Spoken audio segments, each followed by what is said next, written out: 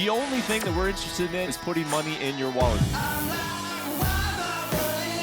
If you want to bet the fights, if you want to have a little bit of action, you are in the right place. With my partner, Ian Parker, I am Brett Okamoto. We're ready to rock between our parlays, our props, our straight picks. It's time to make money. Let's go.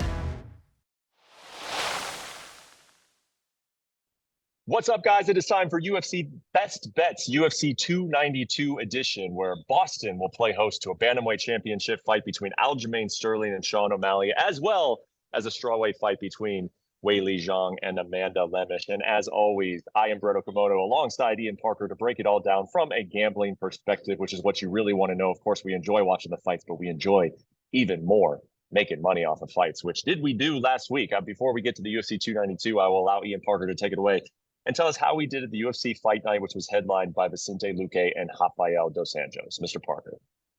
Thank you, Brett. Last week, we went 3-2 on our best bets. Looking back, I'm not thrilled with my play with Francis Marshall. I really underestimated Bulgarian. You know, he fought not great competition. He came out there, looked like an absolute bulldozer. And then the parlay. This one I'm a little salty about. We lost our parlay because of the judges with Hakeem Dawodo. So 3-2 of best bets, missed on the parlay. We had Terrence McKinney round 1 sub. He decided to win by round 1 TKO. On to 292. Got a lot of good plays here. A fun card. Let's go. Yeah, it's okay. It's okay to feel a little salty every now and then if the judges cost you a parlay. We will be back with pay-per-view Ian Parker. And here's a look at the UFC 292 main card. You can find it on 10 Eastern.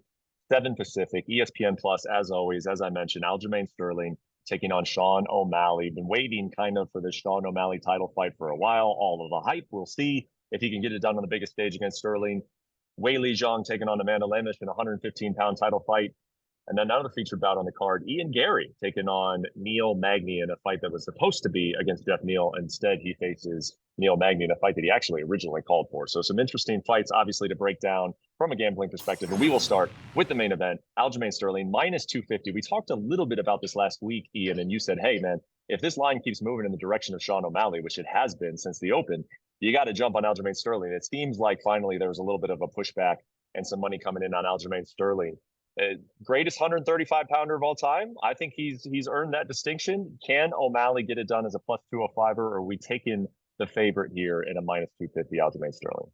You know, it's interesting when you think about the greatest bantamweight of all time. And Aljamain Sterling, it's funny, all the statistics say that. But for me, he only has 3 title defenses. But look who it was against. Cejudo, Dillashaw, granted 1 arm, but still, that's not Aljo's fault. And then the Petr Yan, the second fight where he just fought very smart, you know. And I look back at O'Malley's fight against Petr Yan, where a lot of us really thought, I think the world thought that Petr Yan won that fight, but O'Malley showed he belonged here. This fight for me, look, I think Aljo has not gotten enough respect as a champion, as a fighter in general. His grappling is top-notch. His jiu-jitsu is elite. He is the best form of a human backpack outside of Damian Maia to ever touch the canvas in an octagon. I'm going Aljamain Sterling here. You know, the line's a little high at minus 250 still. So I understand people don't want to lay the juice. O'Malley does have knockout power. But for me, Brett, there's a different bet here that I found. I like the fight to start round 3. I think if Aljo is going to get it done, I think it's going to be in the later rounds after suffocating that wrestling, that jiu-jitsu. I know we all saw the Sandhagen fight where he got the choke real quick, but he spent rounds and rounds on Petr Yan's back. He spoke rounds and rounds on Cejudo, and he didn't get the sub there. So for me, you know, I'm leaning Aljo, obviously, but I think this fight's going to go a little further than people think. Yeah, I don't mind you. I'm not surprised that you're taking to start round 3. I think when O'Malley hits the deck, I don't know, just based on some of the things he said, I think it's going to be a lot of defensive movements by Sean O'Malley. I don't think he's going to be trying to get up to his feet too much. Maybe just kind of wait until the next round starts, because when you try to start getting up against Aljamain Sterling, that's when you really get in trouble. I do want to ask you before we move to the co-main, though, like you mentioned, that minus 250, probably too high for most people, but maybe not. You know, maybe some people are willing to take a bigger bet shot on a favorite that they just feel like maybe there's value on it. I would like to ask you, do you feel like there is value even at minus 250 on Aljamain Sterling? Because like you mentioned, the guy has not gotten a lot of respect. And we also know that Sean O'Malley is extremely popular. If we have some bettors out there that don't mind taking some shots on some bigger odds, is this a case where you would suggest it? You know what? I don't think there's going to be too many times where you're going to get a champion who's considered the greatest in their division at less than 3-1 odds. So yeah, I do think there is value there. I just think the biggest discrepancy There's two of them. For me, it's level of competition. Sean O'Malley, as good as he can be, that star power quality he does have, he has not fought anywhere near the level of what Aljo has done. For me, if you want to take Aljo, this is the highest line I would go to. Just from a risk factor, it's MMA, anything could happen. But I'm going Aljo this week. Well, on the flip side, if you do take Aljamain to minus 250, maybe you're getting good odds there. But you should also know that this is the biggest favorite he's been since 2017. So you want to talk about a guy who has not gotten the respect of the betting window. It has been Aljamain Sterling, man, the biggest favorite that he's been since 2017, which ironically was against Augusto Mendez, who coaches Sean O'Malley in jiu-jitsu. That is fairly ironic and an interesting little tidbit. Let's go to the co-main event, the 115-pound ladies. Zhang Weili taking on Amanda Lemos, who has been impressive in the UFC, 7-2. He just cashed as a plus 185 underdog against Marina Rodriguez, and that's what earned her the shot here. With Zhang Weili, you know you're paying a price, and for this one, it is minus 320. What do you think about this co-main event? Look, I think Weili is a special fighter. I think she's extremely well-rounded, very few holes in her game, you know? And for Lemos, we've seen her get submitted by Jessica Andrade. We've seen her get tired in other fights. She gets off quick. If she doesn't land those shots right away, I don't know how she's going to feel. She also usually, outside of Andrade, hasn't fought anyone as physically strong as her. Well, enter the champ Weili, who is literally that. She's improved with her wrestling since working with Henry Cejudo. Her striking is there. She's looked fantastic. I like the champ to get it done inside the distance. She's got to wrestle here. She's got to put Lemos on her back and not even risk the power of it. I think Weili gets the job done. I think we're getting minus 150, even for inside the distance. I'll even take it a step further, Brett. I think it happens between rounds 3 and 4. Oh, wow. Okay. So maybe not your prop of the night specifically, but throwing out a little bit of 3 and 4 if you want to sprinkle something on 3 and 4. I like that. We should do more of that. You're taking a shot on a specific round. Okay, so there is your co-main event, but we do have 3 more fights, obviously, to talk about on that main card, and it starts at welterweight. Ian Gary coming in as a real big favorite, minus 490 against Neil Magny. What do you think of the rest of this main card, starting off with Gary versus Magny, Mr. Parker? Well, you know what? I think Ian Gary is every bit of that potential star blue chip prospect that's there. And he called for this fight because Neil Magny is that literal litmus test at 170. And Magny, people are going to be like, oh, he's taking this fight on short notice. Yeah, but Neil Magny doesn't stop training. That's not going to be an issue here. I do like Ian Gary to get the win. I'm not going to go and take that number. It's a little crazy. He'll be in our parlay. He's been training. I think he'll get it done. I'm going to change it up, though. I'm going over 1.5 rounds. The only time where Magny didn't make it that far, I think it was against Gilbert Burns in his last 5 fights where he got submitted in round 1. Even against Shavkat Rakhmadov, he made it past the 1.5 mark. I think he'll be able to do that here. He just got to get past round 1 with the striking. From there, that cardio, that clinch, he can do it there. Moving on, this fight, Brett, I'm very curious about. Mario Batista is someone we've been all looking at and saying, wow, this kid has it. But now you got Damon Blackshear, who, 5 days ago, just went out there and was the 3rd person to ever get a submission via twister. His striking looked good. He's a good wrestler, but his opponent is nowhere near what Batista is. So at the moment at minus 218, I'm going to take a shot on Batista here. He's been training. I think that, again, this is going to be a fun grapple match. I would, though, once the rounds come out, I would look at over 1.5, over 2.5 rounds. I don't know if either guy gets finished, but it's going to be a very entertaining fight. And the last on the main card, Chito Vera versus Pedro Munoz. This one at 3 rounds worries me a little bit for Chito. Slow starter. He tends to do better later on. But I think he knows that in this fight, unless he gets taken down, Pedro's not going to be threatening. So I like Chito here, but minus 205, too high. So let's enter that prop of the night. I'm going to do it minus 105, Chito Vera to get it done by decision.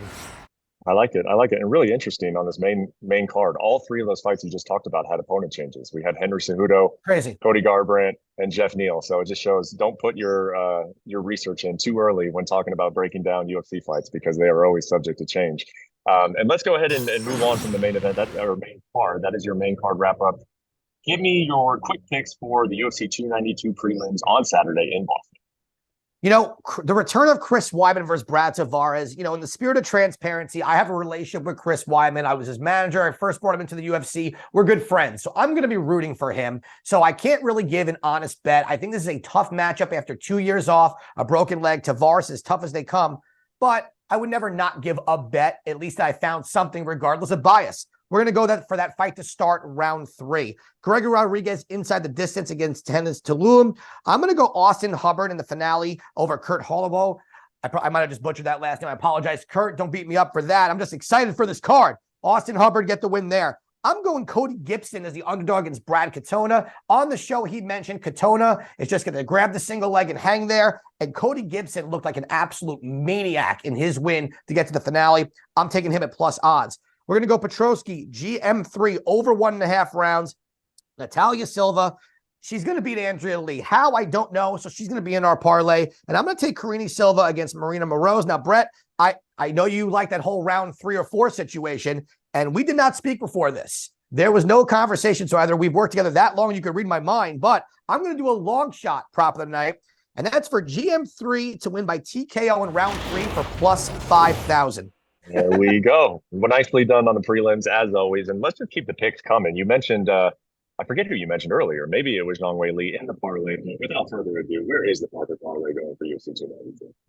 Well, I'm pretty bitter about last week, and I love Cub Swanson. He did not win that fight, and that cost us our parlay. But we're going to go to the champ, Wei Li, Ian Gary, Gregory Rodriguez, and Natalia Silva. This is a chalky parlay, but I just don't see where any of these people lose. We're going to get plus 160 on the 4-leg parlay.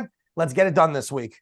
Let's get it done this week. No more judge interference on our parlays. Please, at UFC 292. How about our best bets on Saturday? All right, well, pay-per-view time, and I really think I got it. I think we got one here. I'm really excited. So, main event, Sterling O'Malley. Fight to start round 3 at minus 190. I think Sterling is going to have to he's going to use that distance striking, that push kick. He's going to try and surprise O'Malley, eventually get to the clinch, get the takedown. But I think O'Malley's defense is a little underrated with jiu-jitsu. So I think this fight, if it does end 4-5, we're going to go to start round 3. We're going to go with the champ Wei Li inside the distance. Gary and Magny over 1.5. Austin Hubbard. Brett, I mentioned this earlier. Plus odds. Give me Cody Gibson at plus 142. So we are going to get plus odds as a best bet. I think his length, his speed. I also like that pace he put on. I think he can get it done against Brad Katona. And Petrosky Mearshart over 1.5 rounds. That one's going to have people on the edge of their seat because we know GM3 likes to fight better as the rounds go on. Petrosky comes out fast. But outside of the one time Petrosky won the UFC round 1, his other fights went to round 3. Those are going to be our best bets. All right. So we got the parlay in the books. We got the best bets in the books. Now, without further ado, our long shot parlay for this weekend. What do we got? You know what?